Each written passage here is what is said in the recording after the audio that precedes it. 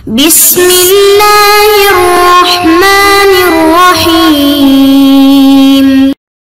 بسم الله الرحمن الرحيم وبه نستعين وهو خير معين وصلى الله على محمد وآله الطاهرين اللهم صل على محمد وآل محمد. معزز طلباء کرام، السلام علیکم ورحمۃ اللہ۔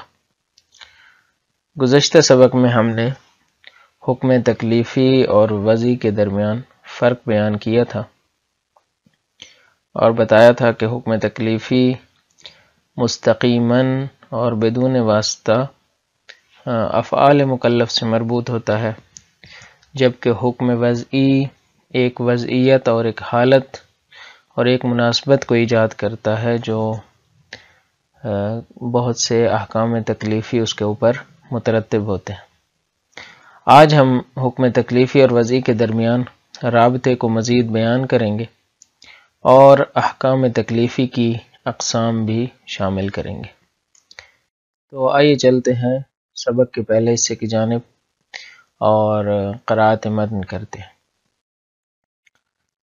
فرماتے ہیں کہ والارتباط بین الاحکام الوضعیۃ والاحکام التکلیفیۃ وثیق، اذ لا یوجد حکم وضعی الا ویوجد الى جانبه حکم تکلیفی، فالزوجیۃ حکم شرعی وضعی توجد الى جانبه احکام تکلیفیۃ، وهي وجوب انفاق الزوج على زوجته ووجوب التمكين على الزوجة، والملكية حكم شرعي وضعي توجد إلى جانبه أحكام تكليفية من قبيل حرمة التصرف غير المالك في المال إلا بإذنه، وهكذا.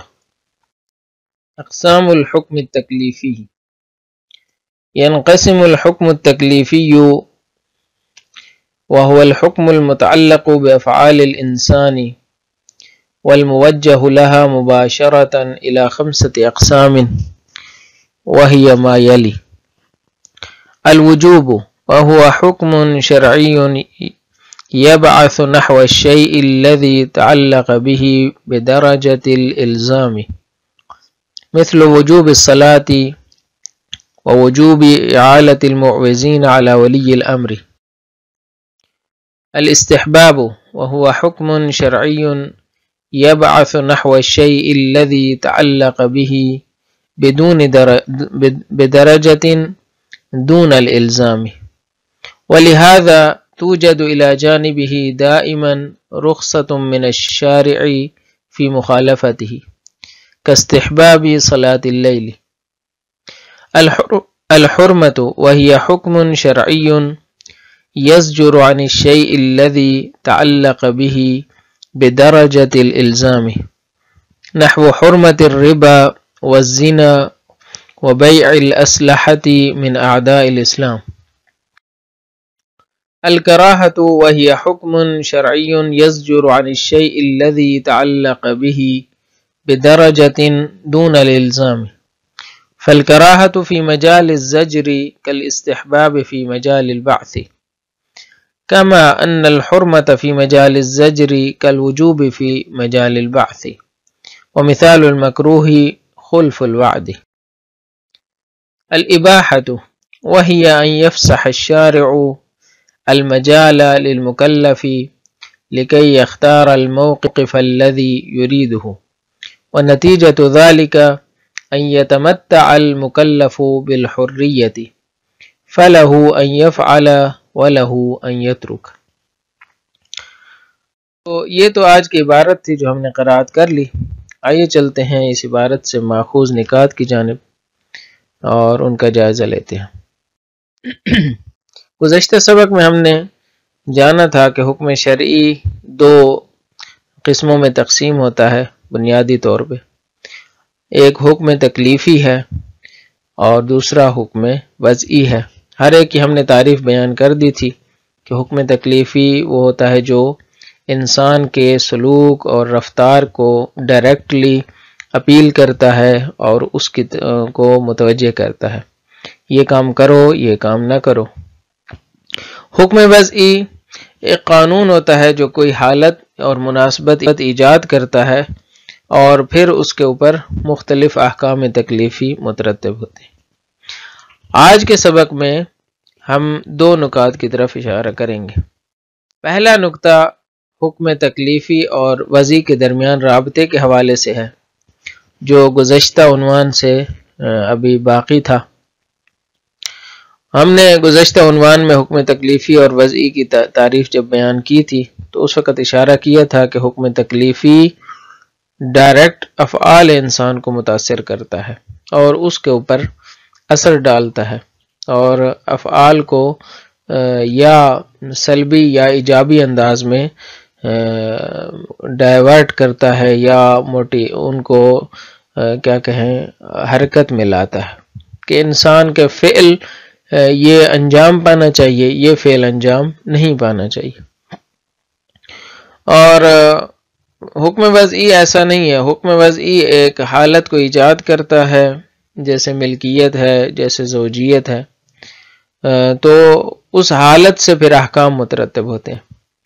شہید یہاں پہ جس نقطے کی طرف اشارہ کرتے ہیں وہ یہ ہے کہ حکم تکلیفی اور حکم وضعی کے درمیان جو رابطہ ہے وہ رابطہ بہت گہرا ہے۔ اس کے درمیان ایسا نہیں ہے کہ ان دو احکام میں رابطہ نہ ہو، بلکہ بہت ہی گہرا تعلق ہے۔ تعلق کیسا ہے؟ وہ یہ ہے کہ ہر حکم وضعی ایک یا چند ایک احکام تکلیفی اپنے ساتھ لاتا ہے۔ یعنی کوئی ایسا حکم وضعی آپ نہیں دکھا سکتے کہ جس کے اوپر احکام تکلیفی مترتب نہ ہوں۔ نہیں، احکام وضعی در حقیقت ہوتے ہی اس لیے ہیں تاکہ تکلیف انسان مشخص ہو، تاکہ اس کی ذمہ داری کو متعین کیا جائے۔ تو کیونکہ متعین ذمہ داری کے تعین کے لیے حکم وضعی کا ہونا ضروری ہوتا ہے، اس لیے در حقیقت حکم وضعی بنتا ہے۔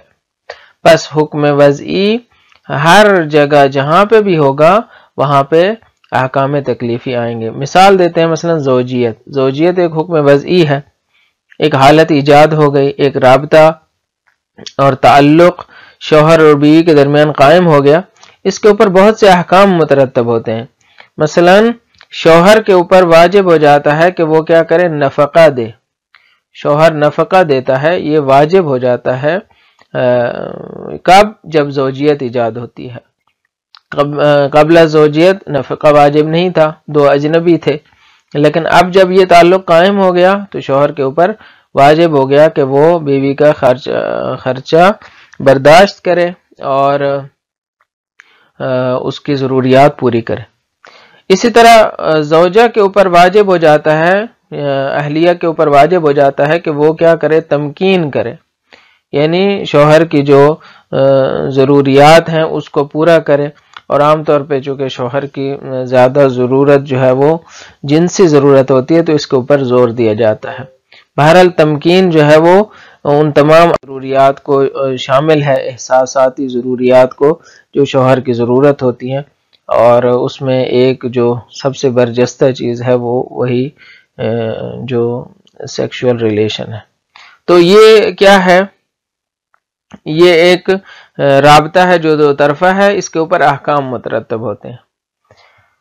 تو یہ ایک مثال ہو گئی۔ دوسری مثلا ملکیت کی مثال ہے۔ ملکیت میں کیا ہوتا ہے؟ ایک حالت ایجاد ہو جاتی ہے جو مال سے متعلق ہے۔ آپ کا ایک مال پڑا ہے بازار میں، آپ اس کو جا کے خرید لیتے ہیں۔ جب آپ خرید لیتے ہیں تو آپ اس کے مالک ہو جاتے ہیں۔ تو یہ ملکیت ایک رابطہ ہے جو قائم ہو گیا آپ کا اور اس مال کا۔ اب اس رابطے سے کیا احکام تکلیفیہ مترتب ہوتے ہیں؟ مثلا کیا ہے؟ کوئی دوسرا آ کے اس میں تصرف نہیں کر سکتا۔ حرمت تصرف، آپ سے اجازت لینی پڑے گی، بغیر اجازت کے وہ اس میں تصرف نہیں کر سکتا۔ حرمت تصرف، لا تأکلوا اموالکم بینکم بالباطل۔ تو یہ حرمت تصرف کا جو مسئلہ ہے یہ کیا ہے؟ یہ ملکیت کے اوپر مترتب ہوتا ہے۔ اسی طرح مثلا کوئی دوسرا شخص اس کو بیچ نہیں سکتا، یہ بھی تصرف کے البتہ زمرے میں آتا ہے، بیچنا، خرید و فروش کرنا، اس کو استعمال کرنا، یہ سارے تصرفات ہیں جو اس کے ملکیت کے اوپر مترتب ہوتے ہیں۔ پس یہ پہلا مسئلہ تھا جو شہید نے اشارہ کیا کہ حکم تکلیفی اور وضعی کے درمیان گہرا رابطہ موجود ہے۔ دوسری چیز جو یہاں پہ آج کے سبق میں ہے وہ حکم تکلیفی کی اقسام ہے۔ حکم تکلیفی کی 5 قسمیں ہیں۔ سب سے پہلی جو قسم ہے وہ وجوب ہے، یعنی احکام واجبہ، واجب احکام۔ وہ کیسے ہوتے ہیں؟ جو کسی بھی چیز کو لازمی طور پر انجام دینے کا تقاضا کرتے ہیں، کسی بھی چیز کو ضروری انداز میں دعوت دیتے ہیں اس کی طرف، یعنی کہتے ہیں کہ آپ نے یہ کام کرنا ہے، بلاتے ہیں کہ یہ کام کرنا ہے۔ تو جو لازمی طور پر کرنے والے کام ہوں ان کو اگر وہ شریعت کی طرف سے ہیں تو ہم ان کو واجب کہتے ہیں۔ بس یہ شریعت کی طرف سے ہونا ضروری ہوتا ہے، کیونکہ بہت سے کام ہم نے ویسے ہی کرنے ہوتے ہیں جو لازمی ہوتے ہیں، تو وہ واجب شرعی نہیں کہلاتے۔ ہو سکتا ہے ہمارے اوپر وہ لازمی ہوں لیکن وہ واجب شرعی نہیں کہلاتے۔ مثلا سونا ہمارے اوپر بعض اوقات لازم ہو جاتا ہے، ہمارے جسم کی ضرورت ہے، کھانا کھانا لازم ہو جاتا ہے، لیکن شرعی طور پر آپ کو اجازت ہے، آپ جب کھانا چاہیں جب کھانا نہ چاہیں، کوئی ایسا مسئلہ نہیں ہے۔ تو یہ ہو گیا واجب، مثلا نماز واجب ہے، روزہ واجب ہے ماہ رمضان میں، اسی طرح حج واجب ہے۔ استحباب کیا ہے؟ جو کسی چیز کی طرف دعوت تو دیتا ہے، یعنی کوئی کام کرنے کی، لیکن یہ دعوت لازمی انداز میں نہیں ہوتی۔ وَمِنَ اللَّيْلِ فَتَهَجَّدْ بِهِ، رات کو تہجد پڑھا کریں۔ یہ تہجد کا جو حکم ہے، نماز شب کا جو حکم ہے، یہ لازمی نہیں ہے، مستحب ہے، اس کو کہتے ہیں استحباب۔ اس کے بعد ہے حرمت، یعنی کسی چیز کے بارے میں لازمی طور پر منع آ جاتی ہے کہ آپ نے یہ کام نہیں کرنا، تو اس کو کہتے ہیں حرمت۔ جیسے کہ مثلا زنا ہے، یہ حرام ہے، اور اسی طرح جھوٹ بولنا حرام ہے، کسی کا حق کھانا حرام ہے، تو یہ سارے حرام ہیں۔ کراہت کیا ہے؟ کسی چیز کے بارے میں منع ہے لیکن لازمی نہیں ہے، جس طرح کہ استحباب میں کوئی چیز انجام دینی ہے لیکن اس کو ترک کیا جا سکتا ہے، یہاں پہ وہ چیز ترک کرنی ہے لیکن آپ نے ترک کرنا ضروری نہیں ہے۔ بہت سی چیزیں کراہت رکھتی ہیں، مثلا آپ نے اگر کسی کو وعدہ دیا ہے تو ہم کہتے ہیں کہ یہ شرعی طور پر اس کے اوپر عمل کرنا لازم نہیں ہے لیکن اخلاقی طور پر لازم ہے، لیکن اگر آپ نہیں کرتے تو ظاہر ہے شہید نے یہ مثال دی ہے کہ خلف وعد جو ہے یہ مکروہ ہے، اگرچہ اس کے اوپر اختلاف کی گنجائش موجود ہے کہ خلف وعدہ جو ہے وہ مکروہ ہے یا حرام ہے۔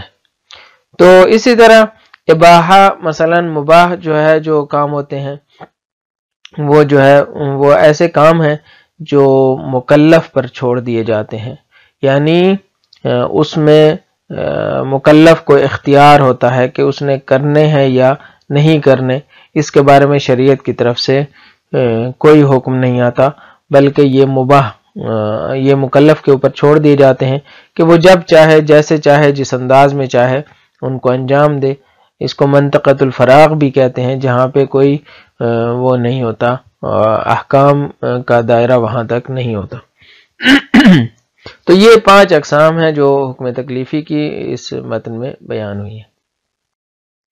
آئیے چلتے ہیں متن کی وضاحت کی جانب۔ تقسیم الحکم الی تکلیفی و وضعی، اس کا عنوان چل رہا تھا، تو جب عنوان چل رہا ہوتا ہے تو ہم اس کو پھر وضاحت دوبارہ سے نہیں کرتے، ہاں نیا عنوان آتا ہے تو ہم پڑھ لیتے ہیں۔ بہرحال اسی عنوان کے نیچے جو آخری پیراگراف ہے وہ یہ ہے کہ جو احکام وضعی اور احکام تکلیفی کے درمیان رابطے کے متعلق ہے۔ فرماتے ہیں والارتباط بین الاحکام الوضعیۃ والاحکام التکلیفیۃ وثیق، یہ ارتباط جو احکام تکلیفی اور احکام وضعی کے درمیان ہے یہ بہت ہی گہرا تعلق ہے، وثیق یعنی مضبوط، مستحکم، یہ مستحکم رابطہ ہے۔ کیسے؟ اب اس کا بیان کر رہے ہیں، کہتے ہیں اذ لا یوجد حکم وضعی الا ویوجد الی جانبہ حکم تکلیفی، اس لیے کہ کوئی بھی ایسا حکم وضعی نہیں پایا جاتا مگر یہ کہ اس کے جانب میں، اس کے بغل میں، اس کے کنار میں ایک حکم تکلیفی آپ کو ملے گا۔ تو مثال دیتے ہیں، کہتے ہیں فالزوجیۃ حکم شرعی وضعی توجد الی جانبہ احکام تکلیفیۃ، زوجیت ایک حکم شرعی ہے اور وضعی ہے جس کے جانب میں، جس کے بغل میں احکام تکلیفیہ ملیں گے آپ کو۔ مثلا کیسے احکام تکلیفیہ؟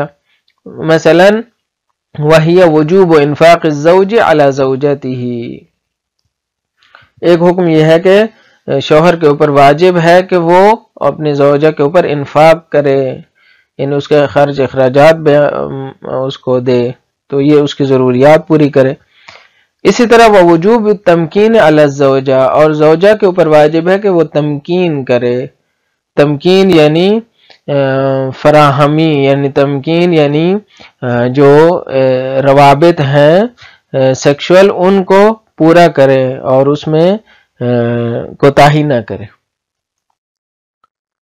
والملکیت حکم شرعی وضعی توجد الی جانبہ احکام تکلیفیۃ، ملکیت ایک حکم شرعی ہے اور وضعی ہے جس کے سائیڈ میں، جس کے کنار میں احکام تکلیفیہ موجود ہیں۔ مثلا کون سے احکام؟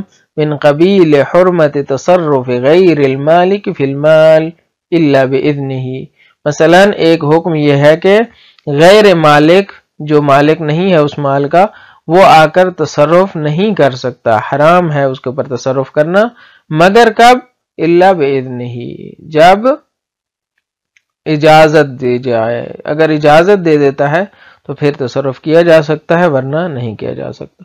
وہکذا، اور اس طرح دیگر احکام، مثلا بطلان کا حکم ہے، صحت کا حکم ہے، اس طرح باقی جو احکام وضعی ہیں ہر ایک کے اوپر احکام تکلیفی مترتب ہوتے ہیں۔ اب نیا عنوان ہے اقسام الحکم التکلیفی، حکم تکلیفی کی اقسام۔ تو بس حکم بنیادی طور پر تکلیفی اور وضعی میں تقسیم ہوتا ہے، جو حکم تکلیفی ہے وہ اس کی اقسام 5 ہیں۔ اب ہم حکم تکلیفی کی اقسام پڑھ رہے ہیں۔ ینقسم الحکم التکلیفی وهو الحکم المتعلق بافعال الانسان والموجہ لها مباشرة الى 5 اقسام۔ حکم تکلیفی ایسا حکم جو افعال انسان سے متعلق ہے، ایسا حکم جو افعال انسان سے متعلق ہے اور افعال انسان کی طرف موجہ ہوتا ہے، جس کا رخ ہوتا ہے، موجہ وجہ سے ہے، جس کا رخ ہوتا ہے افعال کی طرف، مباشرتاً یعنی ڈائریکٹلی افعال کی طرف رخ کرتا ہے، یہ کرو یہ نہ کرو۔ الی 5 اقسام، یہ 5 اقسام کی طرف تقسیم ہوتا ہے۔ وہی ما یلی، یہ 5 اقسام یہ ہیں۔ الوجوب، وجوب وہو حکم شرعی یبعث نحو الشیء الذی تعلق به بدرجۃ الالزام، حکم وجوب ایک ایسا حکم شرعی ہے جو کسی چیز کی طرف بلاتا ہے، یبعث یعنی بلاتا ہے، بعث ارسال کو کہتے ہیں، اسی طرح یعنی آپ اثارے کو بھی کہتے ہیں، یعنی کسی بھی چیز کو حرکت میں لانا، کسی بھی چیز کو مثلا اونٹ بیٹھا ہے اس کو آپ نے حرکت میں لانا ہے تو اس کو کہتے ہیں بعث۔ تو یعنی یہ ایسی چیز ہے کہ جو کیا ہے، حکم شرعی ہے جو کسی چیز کی طرف اکساتا ہے، جو کسی چیز کی طرف دعوت دیتا ہے۔ کیسی دعوت؟ کہتے ہیں بدرجۃ الالزام، الزام یعنی وجوب، لازمی، اس درجے تک کہ یہ دعوت لازمی ہو جاتی ہے، یعنی آپ کے اوپر عمل کرنا لازم ٹھہرتا ہے۔ جیسے وجوب الصلاۃ، نماز کا وجوب، وجوب اعالۃ المعوذین علی ولی الامر، حاکم کے اوپر واجب ہے کہ وہ معوذین یعنی فقراء کے اوپر اعالت کرے، ان کی کفالت کرے، تو یہ واجب ہیں۔ اسی طرح استحباب، استحباب کیا ہے؟ وہو حکم شرعی یبعث نحو الشیء الذی تعلق به، حکم ایسا حکم شرعی ہے جو جس چیز سے متعلق ہوا ہے، جس نے اس کا تعلق ہوا ہے اس کی طرف بلاتا ہے، بدرجۃ دون الالزام، ایک ایسے درجہ تک، ایک ایسی حد تک کہ جو الزامی نہیں ہے، یعنی الزام کے مرحلے تک نہیں پہنچتی، لازم نہیں ٹھہرتا۔ لہذا توجد الی جانبہ دائما رخصت، اس لیے اس کے بعث کے ساتھ ساتھ رخصت بھی موجود ہے، یعنی بلاتا ہے لیکن بلانے کے ساتھ ساتھ رخصت موجود ہے شارع کی طرف سے، فی مخالفت ہی، کہ آپ اس کی مخالفت بھی کر سکتے ہیں، جیسے کہ وَمِنَ اللَّيْلِ فَتَهَجَّدْ بِهِ کا جو حکم ہے، کا استحباب صلاۃ اللیل، جیسے نماز شب کا استحباب ہے۔ الحرمہ، حرمت کیا ہے؟ وہی حکم شرعی یزجر عن الشیء الذی تعلق به، ایسا حکم شرعی ہے جو کسی چیز سے روکتا ہے کہ جس سے وہ متعلق ہوا ہے، یعنی کسی چیز سے روکتا ہے ایسی چیز سے کہ جس کے ساتھ اس کا تعلق ہوا ہے، اور روکنا بدرجۃ الالزام ہے، یعنی لازمی طور پر اس سے رکنا ہے۔ نحو حرمت الربا، مثلا ربا سے روکتا ہے تو لازمی طور پر رک جانا ہے، زنا سے روکتا ہے تو لازمی رک جانا ہے۔ بیع الاسلحۃ من اعداء الاسلام، اعداء اسلام، اسلام دشمنوں سے اسلحہ بیچنا، کیونکہ انہوں نے اسلام کے خلاف مثلا خرچ کرنا ہے، تو یہ بھی حرمت کے دائرے میں آئے گا۔ الکراہہ وہی حکم شرعی یزجر عن الشیء الذی تعلق به بدرجۃ دون الالزام، کراہت ایک ایسا حکم شرعی ہے جو کسی چیز سے روکتا ہے ایسا روکنا کہ جو الزامی اور لازمی نہیں ہوتا۔ مثلا فالکراہۃ فی مجال الزجر کالاستحباب فی مجال البعث، وضاحت دیتے ہیں کہ کراہت زجر اور نہی کے مقام میں ایسی ہے جیسا استحباب ہے بعث کے مقام میں، بعث یعنی ابھارنے کے مقام میں۔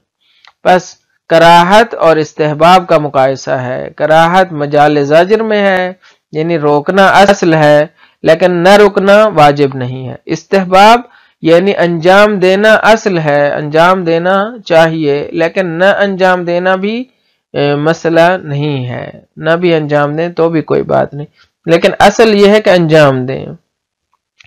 کراہت میں اصل یہ ہے کہ رک جائیں، لیکن اگر نہ رکیں تو کوئی بات نہیں۔ کما ان الحرمت فی مجال الزجر کالوجوب فی مجال البعث، حرمت مجال الزجر میں ایسے ہی ہے جیسے وجوب ہے مجال بعث میں، یعنی حرمت میں رک جانا واجب ہوتا ہے جیسے وجوب میں انجام دینا واجب ہوتا ہے۔ اور مثال مکروہ کی مثال دیتے ہیں خلف الوعد، وعدہ کی خلاف ورزی۔ بہرحال وعدے کی خلاف ورزی بھی مختلف عنوان رکھتی ہے، بستگی دار ہے کیسا وعدہ آپ نے کیا ہے۔ بہرحال یہ ہے کہ ہماری ثقافت میں متاسفانہ اس کو اتنا لازمی نہیں قرار دیا جاتا، جبکہ اخلاقی طور پر خلف وعد جو ہے وہ بہت ہی قبیح امر ہے، بعض اوقات ایذاء مومن پہ ختم ہوتا ہے، مومن کو اذیت دینا بھی حرام ہے۔ الاباحہ، مباح جو ہے وہی ان یفسح الشارع المجال للمکلف لکی یختار الموقف الذی یریدہ، اباحہ یعنی مباح ہونا، یعنی شارع وسعت دیتا ہے، یفسح یعنی وسعت دینا، المجال یعنی میدان کو کھلا چھوڑ دیتا ہے مکلف کے لیے، تاکہ وہ اس موقف کو جسے چاہتا ہے اختیار کرے، اس نے کون سا پھل کھانا ہے، کون سا نہیں کھانا ہے، کون سی غذا اس نے استعمال کرنی ہے، آج مثلا اس نے سبزی کھانی ہے، کل گوشت کھانا ہے، یا اس طرح اس نے سونے کے جو اوقات بنانے ہیں، بہرحال بہت سی چیزیں ہیں کہ جن کے بارے میں اباحہ ہے۔ وَنَتِيجَةُ ذَلِكَ أَن يَتَمَتَّعَ الْمُكَلَّفُ بِالْحُرِّيَّةِ، نتیجہ یہ ہے کہ اس دائرے میں مکلف آزاد ہے، حریت سے بہرہ مند ہے، فَلَهُ أَن يَفْعَلْ وَلَهُ أَن يَتْرُكَ، چاہے تو کرے چاہے تو نہ کرے۔ تو یہ تھا آج کا سبق۔ آج کے سبق میں ہم نے حکم تکلیفی اور حکم وضعی کے درمیان رابطہ بیان کیا اور بتایا کہ یہ رابطہ بہت گہرا ہے، ساتھ میں احکام تکلیفی کی اقسام بھی بیان کی۔ امید ہے یہ سبق بھی مفید واقع ہوا ہوگا۔ اجازت دیجیے، والسلام علیکم ورحمۃ اللہ۔